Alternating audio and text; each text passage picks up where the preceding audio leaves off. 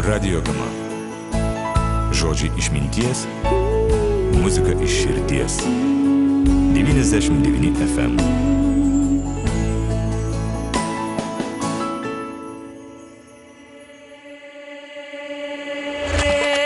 Nata Re. Reklama. Radijo žinios. Kur stoti?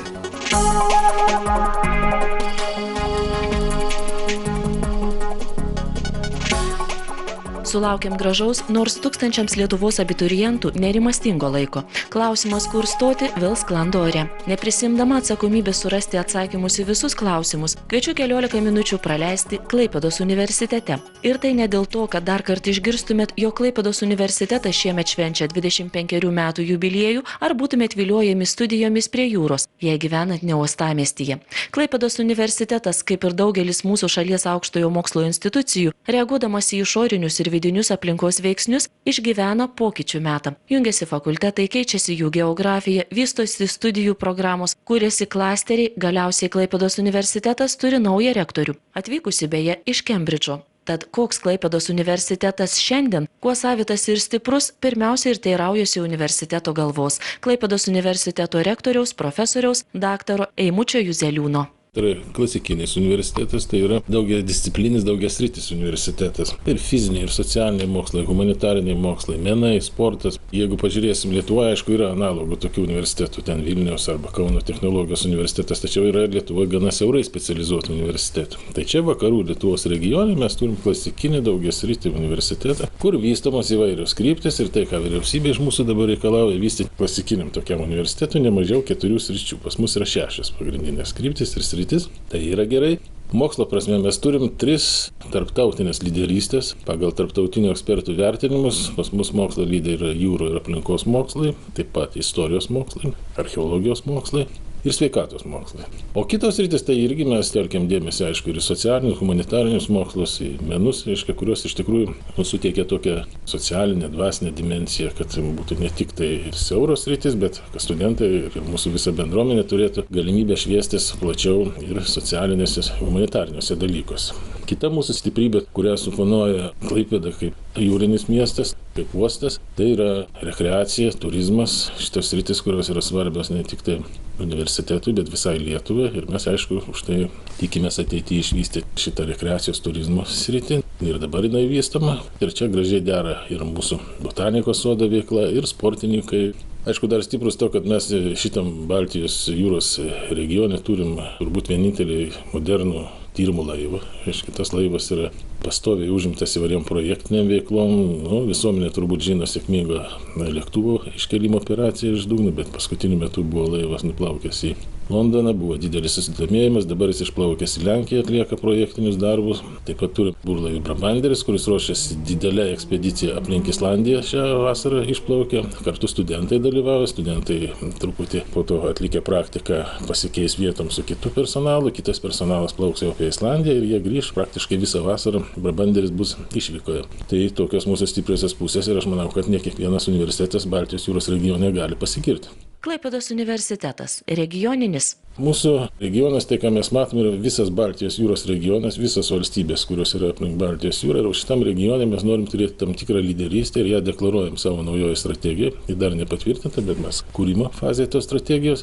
Tai mes save žiūrim jokių būdų ne kaip regioninį Lietuvos universitetą. Tai yra normalus klasikinis universitetas, turintis lyderystę Baltijos jūros regione. Kaip pastebi rektorius, universiteto vadovybė, suvokdama Klaipėdos mieste esant stiprų verslo potencialą ir aktyviai vystomos vienos iš verslo šakų energetikos perspektyvas, nafta, jungtis su Švedija, suskystintų gamtinių dujų terminalas, bei jausdama valdžios paakinimus, šiemet pirmą kartą abiturientus kviečia rinktis naują ir kaip tikinama perspektyvę suskystintų gamtinių dujų terminalo inžinieriaus specialybę. Mes įsteigėm jūrų technikos naujajam fakultete, jungtiniam dabar jau yra akredituota SGD terminalo inžinerija.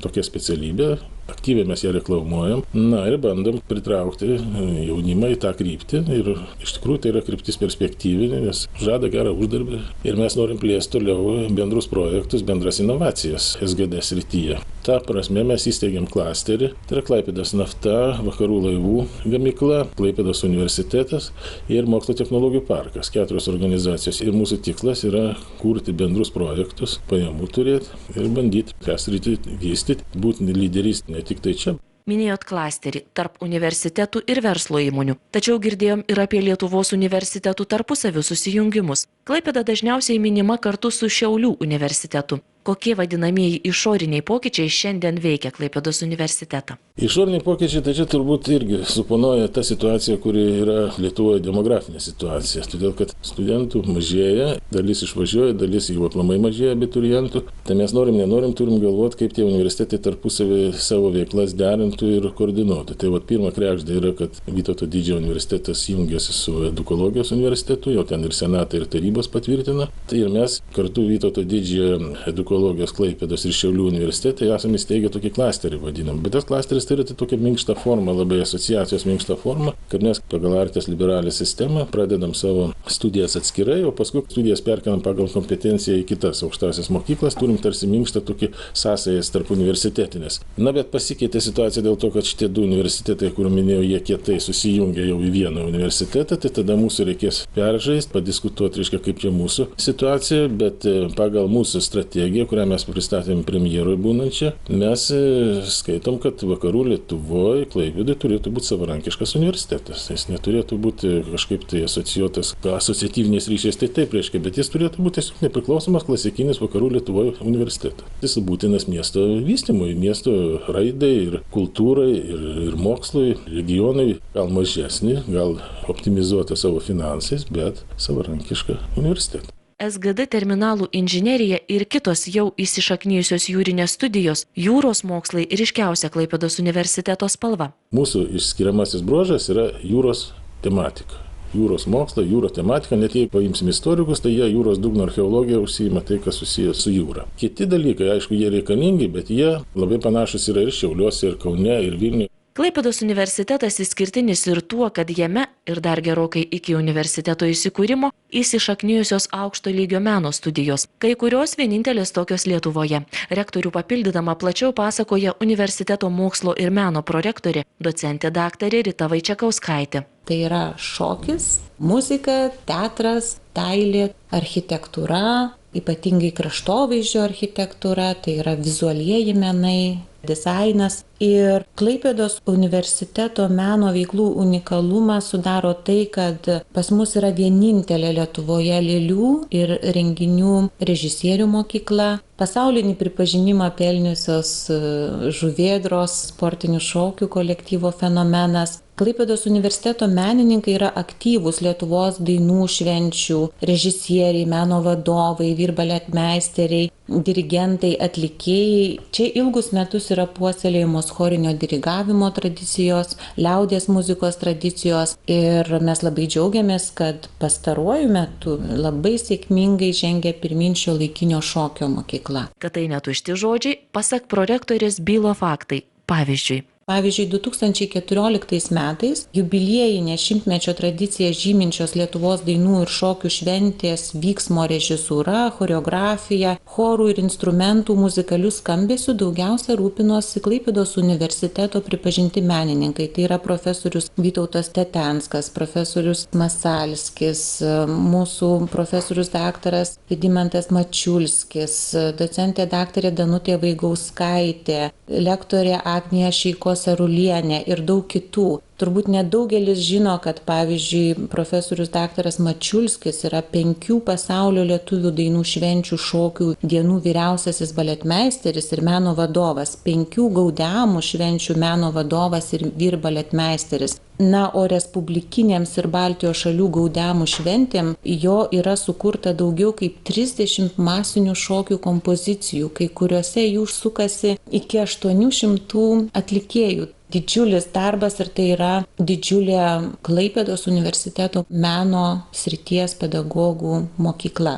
Jei pasirinksite ne menus, o mokslo žinių gilinimą, veiklos taip pat turėsite, jei panorėsite nuo pirmos studijų dienos, tikina prorektorė. Universitete kasmet vyksta labai daug įvairaus ir intensyvaus mokslinio darbo veiksmo. Studentams sudaromos galimybės nuo pat bakalauro studijų pradžios įsijungti įvairias mokslinės veiklas. Per 25 veiklos metus Klaipėdos mokslininkai paskelbė daugiau kaip 9000 mokslo publikacijų. Sudalyvavo daugiau kaip 3000 Lietuvoje ir užsienyje organizuotose mokslinėse konferencijose. Kasmet universitete vykdoma apie 40 tarptautinių projektų, 20 nacionalinių projektų, apie 40 mokslo taikomųjų tyrimų, kurie konkrečiai orientuoti į labai aktualius verslui poreikius. Organizuojama apie 30 mokslo ir meno renginių. Klaipėdos universitete pirmaisiais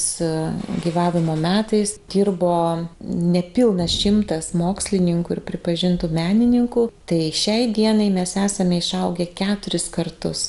Na, o dar beveik tiek pat pas mus dirba tyrėjų, kurie siekia to mokslų daktaro arba pripažinto menininko statuso. Klaipėdos universitete plušančių mokslininkų pripažintų ir dar ne menininkų pasiekimus, vietinius, valstybinius ir tarptautinius, ilgai būtų galima vardinti, tačiau turim spėti apžvelgti šių metų studijų naujoves. Kokių pasikeitimų susijusių su studijų programomis šiemet parengta būsimiesiems universiteto studentams, klausėme Klaipėdos universitetų studijų prorektoriaus, profesoriaus, daktaro Kęstučio Dučinsko.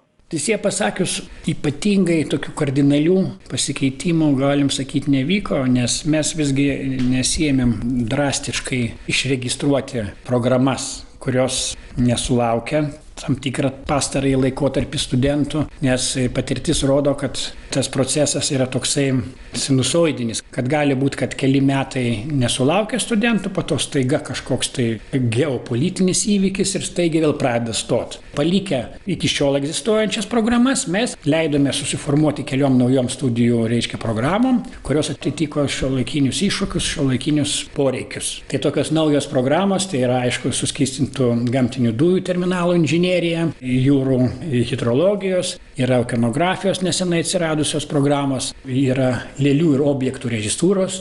Galima sakyti, neatsisakius praeities, mes kūrėm naują tokią efektyvę ateitį. Ties ta ateitim staptelkim, kad sužinotume, kaip sekasi Klaipėdos universiteto absolventams įsidarbinti pagal įgytas specialybės ir ne vien Lietuvoje. Mūsų studentai, kai mes tyrėme, kur kiek tų studentų įsidarbina, į tas darbo vietas, kurios atitiktų aukšto mokslo reikalavimus. Pagal specialybę galim sakyti. Reiškia, įsidarbinimas toksai pats maždaug kaip ir visoje Lietuvoje, vidutiniškai plius minus. Tai mes, kai ten sekam tos karjeros, tai matome, kad daug kas gauna ir gerus darbus užsienį. Tai irgi paglosto mūsų savimeilę, kad sužinom, kad ten dirba vienoje ar kitoje organizacijoje, užsienyje, ten Skandinavijoje, ES kitose valstybėse. Geresnės galimybės siekti karjeros aukštumų užsienyje, net nebūtinai emigruojant, kuria stiprus Klaipėdos universiteto tarptautiniai ryšiai. Kolegai antrina kitas prorektorius infrastruktūros ir plėtros, profesorius daktaras Saulius Gulbinskas. Klaipėdos universitetas iš tiesų turi labai tarptautinius ryšius gerai išvystytus studijų ir moksliniuose tyrimuose. Čia yra galimybė daryti karjerą ir įgyti tokias žinias, kurios gali būti pritaikytos ne tik tai Lietuvoje, bet ir plečiant savo profesinę karjerą, nebūtinai emigruojant. Nes to, sakykime, jūrinės kryptis, kurios yra, ir tas, sakykime, įsidarbinimo galimybės, tai yra tarptautinio įsidarbinimo galimybės. Tai yra tai, kad tu gyvendamas čia, sakykime, Klaipėdoje, turi pilnas galimybės savo darbą sieti su tarptautinė praktika ir gauti atlygį tikrai nemažesnį negu bet kurioje kitoje ES valstybėje. Radijo žinios. Kur stoti? Primenu, šioje laidoje Kur stoti lankausi Klaipėdos universitete, kad jūs būsimieji studentai, bakalaurai, magistrantai, o gal daktarai išgirstumėte šio meto universiteto naujienas iš pirmų lūpų. Kalbėjom apie universiteto išskirtinumus ir vidinius bei išorinius pokyčius susijusius su studijų kryptimis. Tačiau šiandien ir prašalaičiui plika akimi regima, universitetas keičiasi ir išoriškai. Turiu galvoje infrastruktūros pokyčius, dygstančius naujus pastatus, tvarkomą aplinką, universiteto miestelio augimą. Koncentruoti akademinę Klaipėdos universiteto bendruomenę – toks ir yra tikslas, sako Klaipėdos universiteto rektorius Eimutis Juzeliūnas. Be abejo, mes norim koncentruoti viską šitam miestelį mūsų. Gegužės mėnesį pradedam laboratorinio korpuso statybą. Tai yra virš 10 milijonų eurų vertės objektas. Tai yra tęsinys jūros slėnio projekto. Ir tada, kada pastatysim šitą laboratorinį korpusą, mes tenksimės pastatyti dar vieną, kad perkelti infrastruktūrą jūrų visų mokslų, reiškia, sakykime, jūrų technikos fakultetą, perkelti irgi į šitą miestelį. Toliau eilės lauktų tada socialinių mokslų fakultetas ir tada tęstinių studijų institutas lauktų savo eilės. Mintis yra tokia, kad valstybė mums leidžia jau įstatymų investuoti tos objektus, kurie dabar yra periferijoje, o tai reiškia, kad mes galim juos gauti pardavimų su sąlyga, kai jeigu mes darysim analogiškai, pardavim fakultetą ir statom fakultetą, pardavim bendrabutį ir statom bendrabutį. Tai stengiamės viską koncentruoti čia. Visų pirma, pigiau. Antras dalykas, mes norim, kad akademinė bendruomenė tokia masė įgytų jų daugiau, būtų neišsibarstytų, reiškia, nes ta koncentracija duoda geresnę savijautą, bendravimą, komunikaciją. Tai yra gerai. Naujo jūrų technikos fakulteto pastato statyba universiteto miestelyje gyvybiškai svarbus prioritetinis universiteto tikslas, rektoriaus mintį tęsia ir Klaipėdos universiteto infrastruktūros ir plėtros prorektorius Saulius Gulbinskas. Jūrų technikos fakultetas. Jis dabar yra sujungtas su gamtos mokslo fakultetu, tai yra jūrų technikos ir gamtos mokslo fakultetas, ir mes jam norim pastatyti naują pastatą. Modernų pastatą universiteto miestelį, ir tai mums gyvybiškai svarbu, dėl to, kad čia koncentruojasi jūrinio slėnio branduolys. Taigi vienoje vietoje mes turėtume studijas, tai būtų vienas jūrų technikos ir gamtos mokslo fakultetas, greta mes turėtume jūrinių tyrimų atviros prieigos centrą su mokslinėmis laboratorijomis. Naujas pastatas pradedamas statyti jau fiziškai gegužės 2 dieną, iki 18 metų pradžios mes turėtume užbaigti šitą pastatą, mokslinius padalinius čia perkraustyti. Na, taip pat mes čia turim universiteto miestelėje ir Klaipėdos mokslo technologijų parką, kuris užsiima technologijų perdavimo veiklomis, ir taip pat mes turim jau ir verslo inkubatorių. Taigi vienoje vietoje mes visą jūrinio slėnio branduolį turėtume. Kol universiteto bendruomenė lauks naujų namų, rektoriaus minėta jau pastatyta viena iš 3 naujų bendrabučių, studentai galės įvertinti dar rudenį. Bendrabutis jau yra iš tiesų pastatytas, viskas paruošta gyvenimui, bendrabutis pilnai priduotas. Ar vasaros pradžioj pabandysim ten jau pradėti apgyvendinimą, o nuo rugsėjo 1 dienos tai studentai bus pilnai apgyvendinti. Kintančios universiteto erdvės traukia žmonės, džiugesio neslėpia prorektorius. Mums labai džiugu dėl to, kad šita universiteto miestelio teritorija dabar iš tiesų tampa miestų traukos centru. Atvažiuoja ir ekskursijos, ir pažiūrėti ir mūsų tikrai istorinių kultūros paveldo, sakykime, pastatų. Čia mes iš tiesų turim jau ir gausybę įvairiausių renginių, kurie vyksta, Lietuvos kariuomenės priesaikos, tai labai tokie įspūdingi, gražus tokie dalykai, mūsų ir mokslo metų atidarymai, kitos šventės, kurios čia irgi universiteto miestelėje prasideda. Ir ta erdvė, kuri yra čia pagrindinėje aikštėje, ir kur prie studento erdvė yra, tai yra tikrai labai džiugu yra. Ir žinoma, labai mes džiaugiamės, kad mes nuvertėm šitą tvorą. Nuo miesto kiekvienas pravažiuojantis mato, kad čia yra universitetas, kad čia yra miesto teritorija, kad čia kiekvienas miestelėnas gali užsukti, pabūti, praleisti laiką, ir čia yra tikrai ta akademinė aplinka. Miestelėnams erdvė atokvėpiui, jums, jei nuspręsit rinkti studijas Klaipėdos universitete, erdvė žingeidumui patenkinti. Ir nors, kaip laidos pradžioje minėjau, pasirinkimui tai nesvarbiausias argumentas, visgi jūra šalia.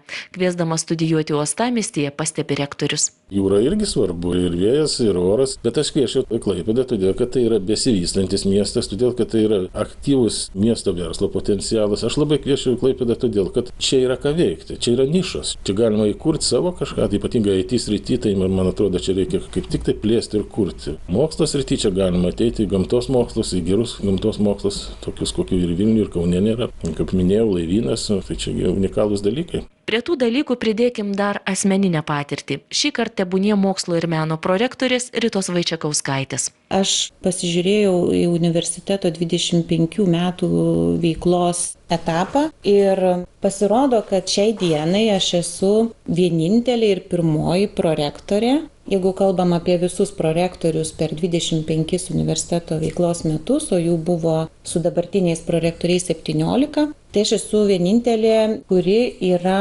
buvusi Klaipėdos universiteto magistrantūros studijų absolventė. Tai aš jauniems žmonėms šituo noriu pasakyti, kad Klaipėdos universitetas yra aukštos organizacinės kultūros universitetas. Ir tai reiškia, kad motyvuotam ir kūrybingam žmogui, ne bet kokiam, bet motyvuotam ir kūrybingam žmogui yra sudaromos sąlygos ne tik studijuoti, įgyti žinių, bet užaugti akademinės bendruomenės narių, o ateityje ir lyderių. Tai nėra tušti žodžiai. Tai yra žodžiai, už kurių slypi asmeninės žmonių istorijos. Ir ne tik mano, yra daugiau tokių žmonių, kurie baigė Klaipėdos universitete studijas, jie tapo įmonių vadovais, sukūrė savo verslus, tapo žymiais menininkais, tiesiog gerai žmonėmis. To visą apimančio gerumo namie, darbe, studijose ar dar tik jas renkantis linkėdama, dėkodama laidos dalyviams, Klaipėdos universiteto rektoriui ir prorektoriams atsisveikinu. Daugiau informacijos apie Klaipėdos universitetą rasite interneto svetainėje ku.lt skirsnyje studijos. Sėkmės tavo žinių uoste. Čia radio stotis Radio Gama. Girdėjote žinias, kur stoti.